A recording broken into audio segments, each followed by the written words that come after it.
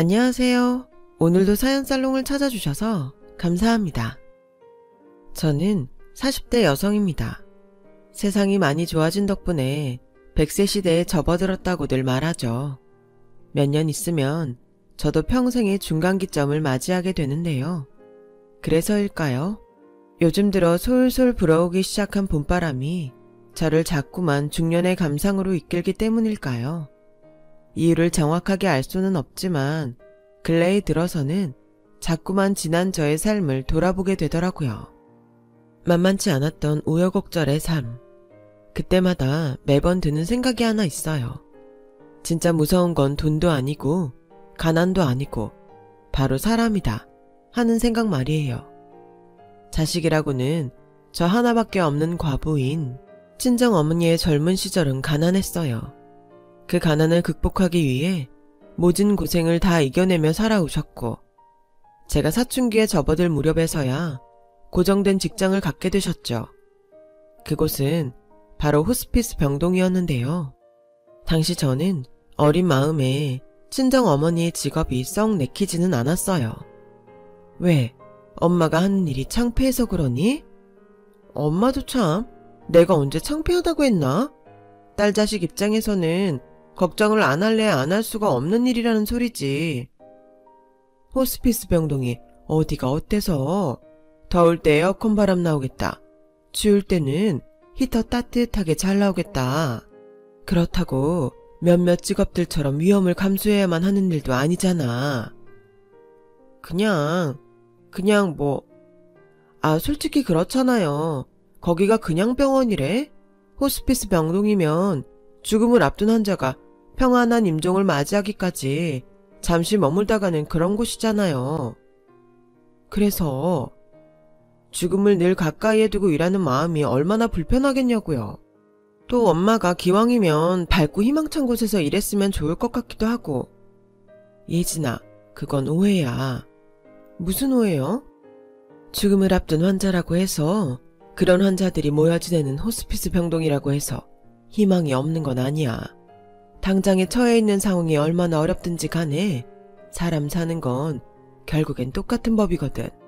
우리 환자분들도 남들처럼 봄에 필 꽃을 기다리고 가을에 질 낙엽을 기다리면서 그렇게 나름의 소망 하나씩을 가슴에 품고 살아가니까. 여튼 긍정왕이야. 누가 우리 엄마 아니랄까봐. 정 그렇게 걱정이면 엄마가 일하는 병동 한번 겨눠가 볼래? 친정어머니의 말씀이 진짜더라고요. 전 호스피스 병동이라고 하면 우중충한 죽음의 그림자가 늘 드리워져 있을 것이라고만 생각했었는데요. 막상 가보니 병동의 환자들과 근무하는 사람들의 삶은 저희의 삶과 크게 다르지 않았어요. 소소한 일상의 행복도 있었고 내일을 향한 희망들도 있었어요. 제 예상이 완벽하게 틀렸던 거죠. 그리고 견학을 마치고 나오는 길에 친정어머니께서 남기셨던 한마디가 앞으로의 제 삶을 결정지었어요. 우리 예진이 걱정 엄마도 충분히 이해해. 죽음을 앞둔 가족을 외면하고 버려두는 사람들도 분명 있으니까. 그런 상황들을 마주할 때마다 엄마의 마음도 함께 미어져 나가는 기분이기도 하고. 이제는 알아요. 그래서 엄마가 무슨 말을 하려는지도 알 것만 같아. 그런 못된 사람들은 아주 일부일 뿐이라는 소리죠? 그치. 누굴 닮아서 이렇게 똑똑할까? 닮기는 엄마밖에 더 있나?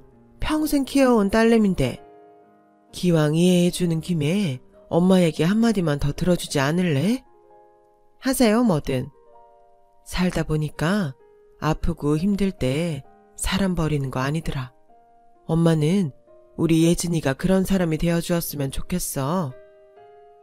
아프고 힘들 때 사람 버리지 않겠다. 그날 전 친정어머니 앞에서 철석같이 약속했어요. 그리고 오래지 않아서 그날의 약속을 지켜내리라 다짐해야만 했던 순간이 연달아 닥쳐오게 되더라고요. 전 남들보다 결혼을 빨리 한 편이에요. 혼인신고를 올리던 때가 저희 부부가 사회초년생이었던 20대 초반이었으니까 지금보다 결혼을 훨씬 일찍 하고는 했던 당시의 시대상에 비춰보아도 꽤 이르다는 소리를 듣는 결혼이었죠. 제가 이른 결혼을 결심하게 된 가장 큰 이유는 바로 시아버님이었어요. 제 마음 한구석에는 친정아빠를 향한 그리움이 늘 향수로 맺혀 있었거든요. 얼굴도 기억하지 못하던 아주 어린 나이에 부친상을 겪었었으니까요. 그런 저에게 시아버님은 아주 특별한 분이셨어요. 커다란 소나무처럼 시댁을 든든하게 지탱하는 시아버님의 모습과 인품에 한눈에 반해버렸다고나 할까요? 제가 이른 결혼을 선택하게 된 과정 속에서는 남편이 참 반듯하고 좋은 사람이라는 점도 한몫 단단히 거들었어요. 하지만 남편의 생각은 제 마음과는 조금 달랐죠. 공인회계사를 꿈꾸고 있던 남편은 가장 노릇을 제대로 하지 못하게 되지는 않을까 하는 걱정에 빠져 있었어요. 그럴 만도 했던 것이 당시 남편은 공인회계사 시험에 몇 차례 낙방한 상황이었거든요.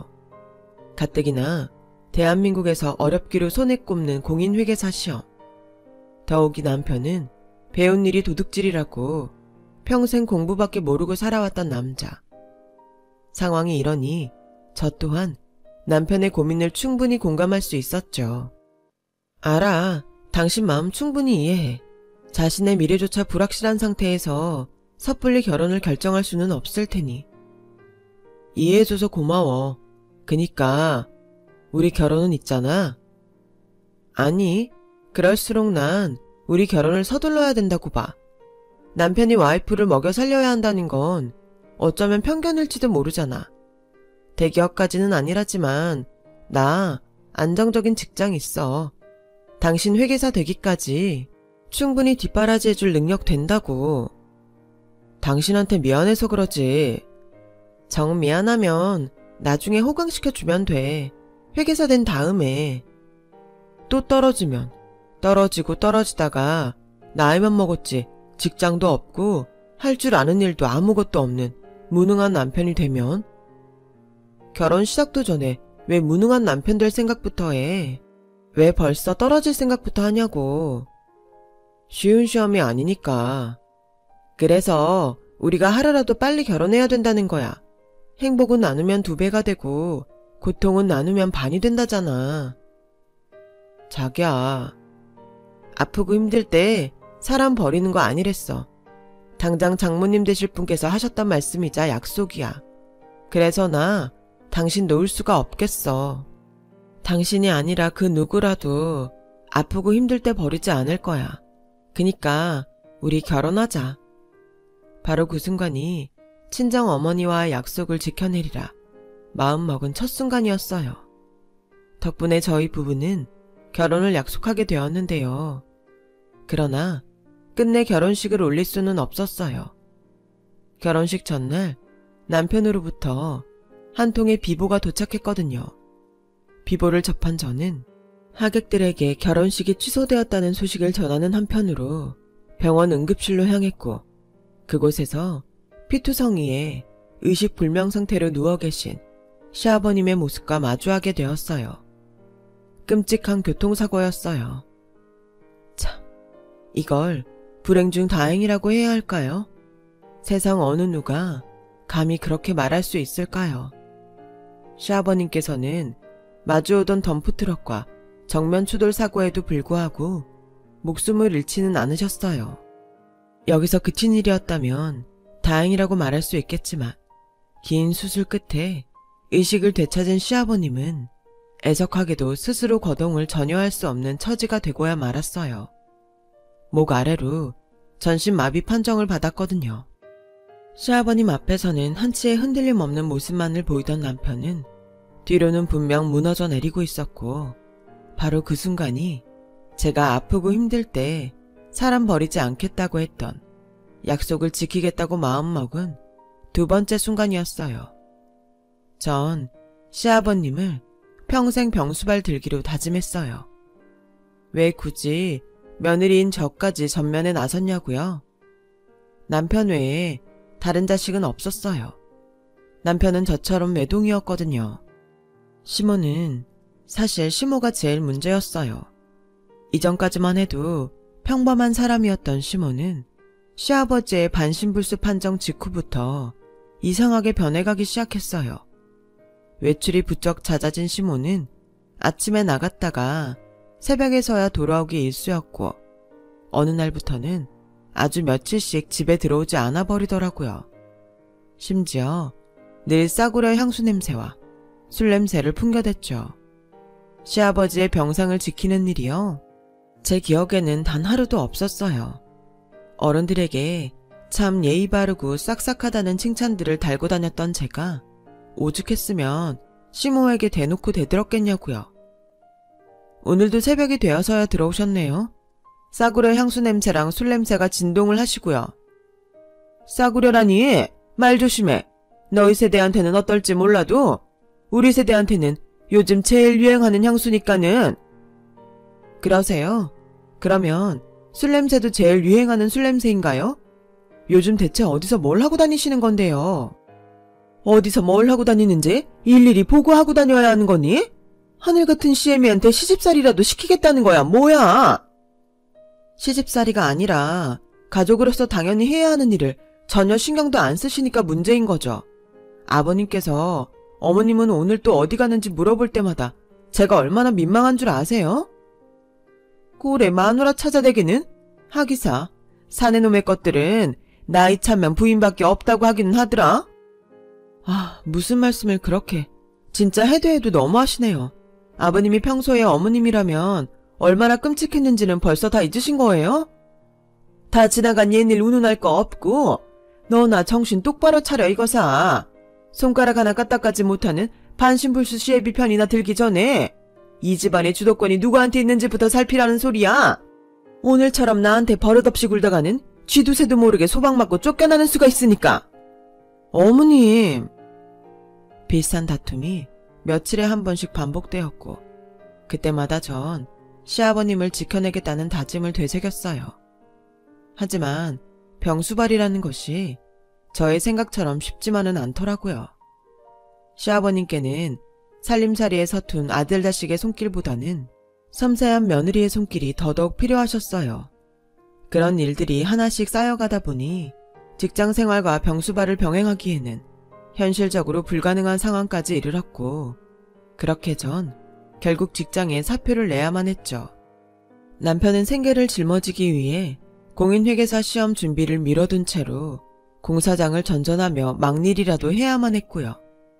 매 순간 저희 부부는 심적인 한계를 느꼈지만 시아버지를 위한 헌신을 택한 것에 후회는 없었어요. 기약 없는 병수발을 꿋꿋하게 이겨내며 매일 밤 서로를 다독였어요. 아프고 힘들 때 사람 버리는 거 아니다. 그런 저희 부부의 모습이 시아버님 보시기에는 참 안타까웠던 모양이에요. 하기사 앞길 창창한 젊은 자식 부부의 헌신이 부모로서는 견딜 수 없는 고통이셨겠죠. 그래서였을까요? 시아버님 병수발이 1년째 접어들던 무렵 제게 넌지시 이야기를 꺼내셨어요. 있잖냐 새아가 원래는 내가 이 세상을 떠난 뒤에 전하려고 했던 얘긴데 말이다. 그런 말씀 마세요. 세상을 떠나긴요. 자식 며느리가 든든하게 곁을 지키고 있는데요. 아무리 그렇다고는 해도 미리 준비할 건 해야지. 네, 따로 유언장을 준비하기도 버거운 몸이 되어버렸기도 하고. 아버님 제발요. 마음 단단히 먹고 들어. 결혼 인사 다닐 때 배웠던 둘째 시숙 기억하지? 그 시숙을 통해서 대학가에 3층짜리 신축 원룸 건물 하나를 사두었어. 나중에 내 병수발 다 끝나거들랑 남편이랑 거기 들어가서 살거라. 3층은 통으로 가정주택인 건물로다가 일부러 찾아서 계약했어. 아버님이 무슨 돈이 있으시다고요? 교통사고 보험금이랑 내 평생 이래저래 모아둔 돈이랑 해서 마련했지 뭐. 아니요, 절대 받을 수 없어요. 다음에요. 받아주어야 해. 그래야 내가 훗날에 눈을 감을 일이 생기더라도 마음 편히 감지. 이대로는 고맙고 미안해서 쓰겠니? 병수발은 고마워하셔도 돼요. 그치만 미안해하실 것까지는 없잖아요. 자식이자 가족으로서 당연히 해야 되는 일인데요. 하필이면 결혼 전날에 사고가 나버리는 바람에 너희 결혼식도 못 올렸잖니. 혼인신고만 덜렁 해놓고 사는 너희 모습을 볼 때마다 안타까웠어. 많이 미안하기도 하고. 아버님, 내 병수발이 자식이자 가족으로서 당연히 해야 되는 일이라고 했지? 네, 나도 부모로서 당연히 해야 되는 일이라고 생각해. 시아버지 사랑이다 생각하고 그렇게 받아주려. 언젠가는 태어날 손주에게 좋은 환경을 마련해주고 싶은 할아버지 마음이기도 하고. 결국 전 며칠 고민한 끝에 시아버님께서 마음의 선물로 준비한 그 건물을 받기로 했어요. 단 아주 훗날에 천명을 다한 시아버님께서 하늘나라로 떠난 다음에서야 상속 절차를 마무리 짓겠다며 거듭 양해를 구했죠. 시아버님도 흔쾌히 동의해 주셨고요. 그렇게 몇 년, 저희 부부의 헌신적인 병수발 덕분에 시아버님께서는 의사마저도 장담할 수 없다던 그 몇 년 동안을 이 세상에 머무르셨어요. 그리고 제가 첫 아이를 출산했다는 소식을 들은 며칠 뒤에서야 여한 없다는 눈물을 흘리시며 숨을 거두었죠. 그런데 제 출산 자리에도 시아버님의 임종 자리에도 코빼기 한번 비추지 않던 시모가 모습을 드러낸 건 장례식장이었어요. 상주 노릇이라도 제대로 하기 위해서였냐고요? 그럴 리가 없죠. 어김없이 싸구려 향수와 술 냄새를 풀풀 풍기며 나타난 시모는 웬 제비스러운 중년 사내의 팔짱을 꼭 낀 채였거든요. 시모의 꽃무늬 알록달록한 차림새를 마주하고 있자니 참 기가 찰 노릇이더라고요. 예의 정도는 차리셨어야죠. 다른 사람 빈소에 꽃무늬를 입고 와도 욕먹을 판국에 어머님이 상주잖아요. 아버님 장례식장이잖아요. 남이사 꽃무늬를 입던 꽃가옷을 입던 내가 뭔 상관이라디. 남들 보기에 나 부끄럽지도 않으세요? 외간 남자 팔짱까지 떡하니 끼고서는 그 사람 대체 누군데요? 어디 캬바레 춤선생인가? 아니면 제비? 아버님 병석에 누워 계시는 동안 설마 춤바람 나셨던 거예요? 캬바레 아니고 콜라텍이었어. 아, 그래요? 요즘 콜라텍은 술도 파는구나. 춤바람이 무슨 자랑이라고. 젊은년이 앞뒤 꽉 막혀가지고서는 요즘 100세 시대야. 나 정도면 아직 젊고 창창한 나이인데 그런 내가 똥오줌도 못 가리는 인간 옆에 평생 묶여 살아서야 쓰겠니? 그리고 새 시아버지 될 사람 앞에서 지금 그게 무슨 말버릇이야? 아니요. 저희 아버님은요. 소나무처럼 든든했던 그분 한 분뿐이세요. 병석에 누워 계시면서도 자식 며느리 걱정 끊이질 않던 우리 시아버님밖에는 없다고요. 근데 제비 같은 춤선생, 우린 그런 사람을 아버님으로 인정할 수도 없고 받아들여 줄 수도 없어요. 아시겠어요? 자식 며느리 걱정? 그래, 말 잘했다.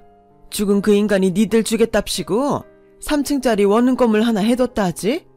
거기 들어가서 살 생각일랑 꿈도 꾸지 마. 벌써 이 양반이랑 신혼살림 다 꾸려놓고 오는 길이니까. 이 양반이요? 신혼살림이요? 지금 제정신이세요? 술을 너무 많이 마셔서 벌써 치매라도 걸리셨어요? 건드릴 걸 건드리셔야죠. 내 재산 내가 알아서 하겠다는데 제 3자가 어디서 갑질이야? 그 집은요, 아버님이 저희 부부랑 손자한테 남긴 사랑 그 자체예요. 이 세상을 떠나면서 남긴 마지막 마음이라고요. 근데 그걸 건드리겠다고요? 당신 진짜 미쳤어? 차라리 미쳤다고 치자꾸나.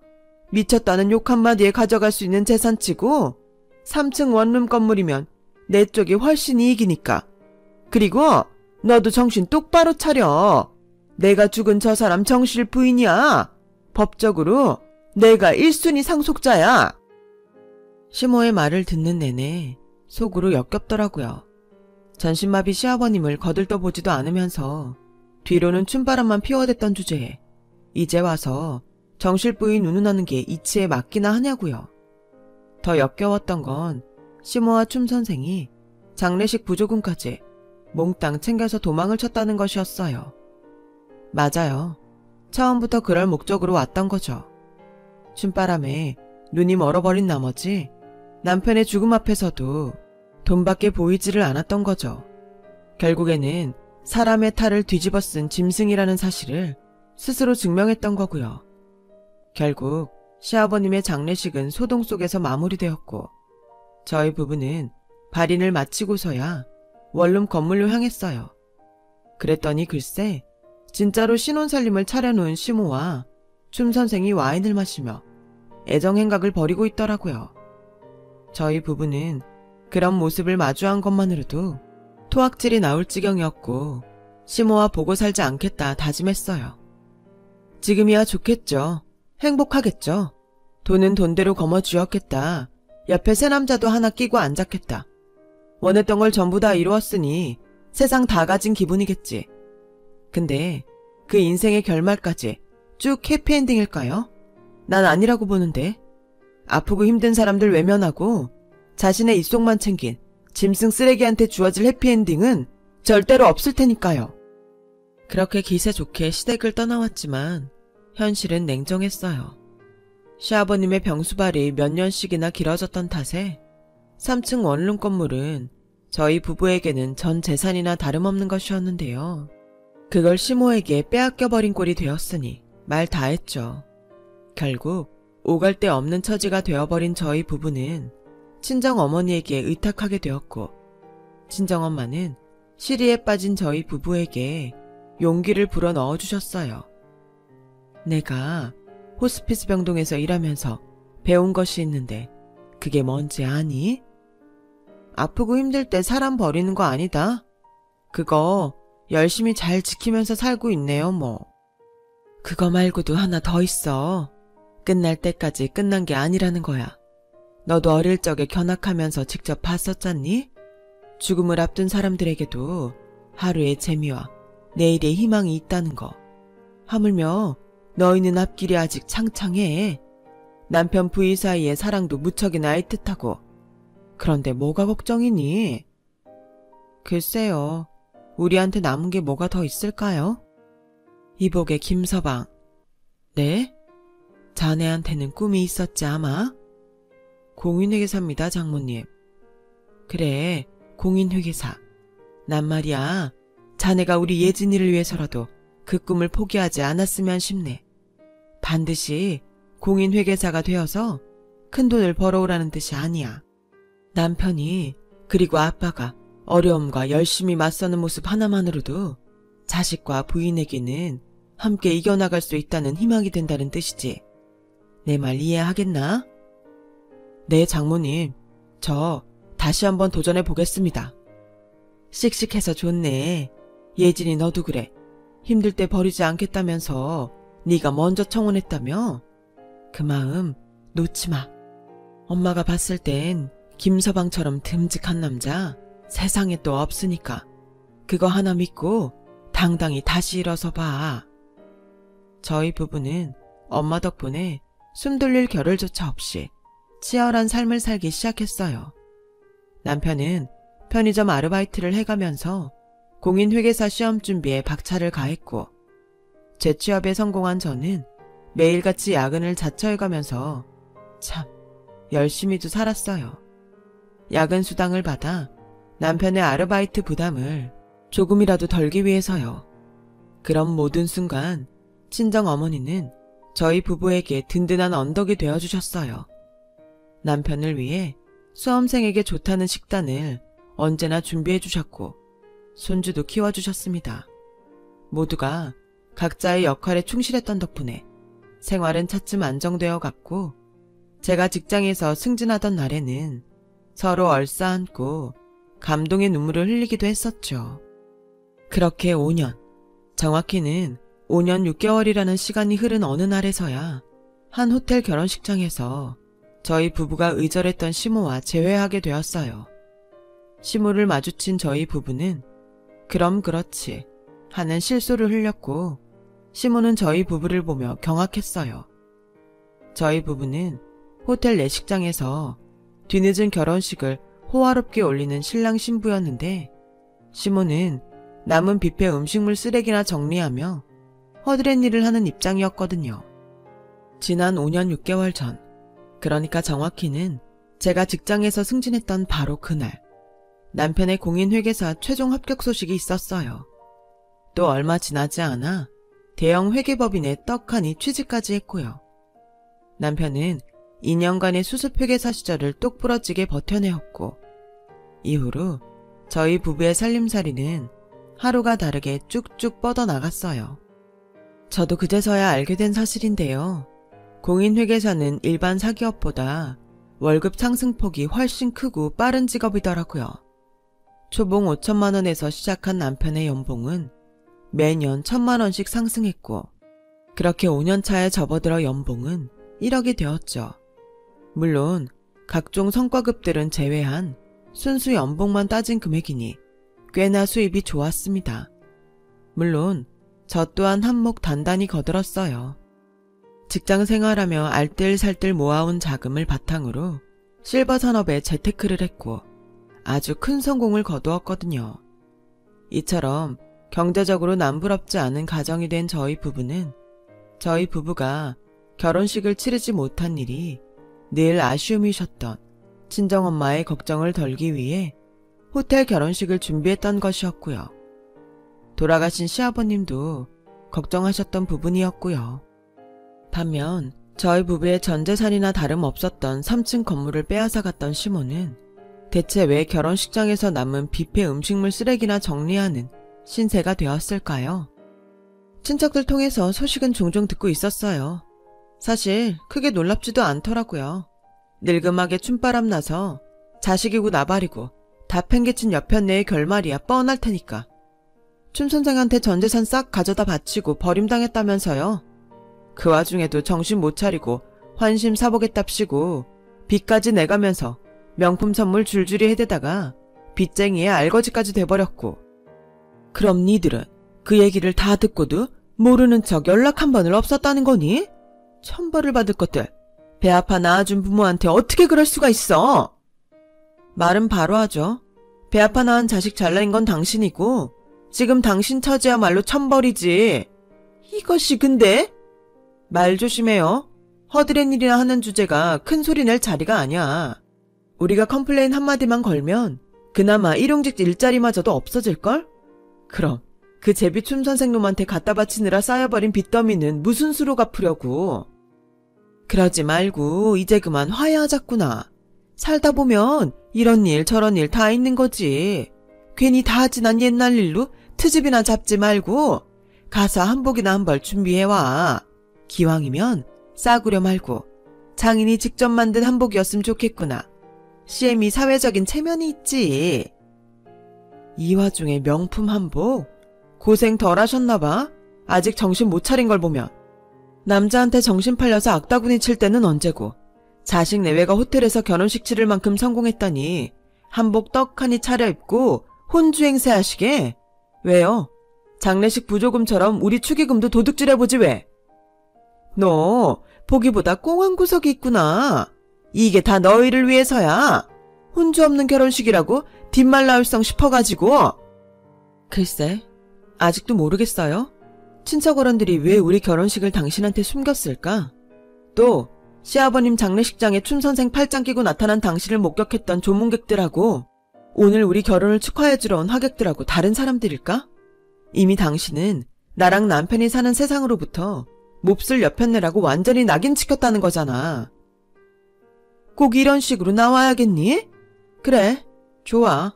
그렇다면 없는 사람처럼 얌전히 꺼져주마. 대신? 다만 몇 푼이라도 도와주면 안 되겠니? 요즘 진짜 너무 많이 힘들어서 그래. 우리 식구들 전부가 힘들었던 시절이 있었죠. 기약 없는 병수발디는 나랑 남편이나 자식에게 의존할 수밖에 없었던 시아버님이라. 다들 너무 버거웠어.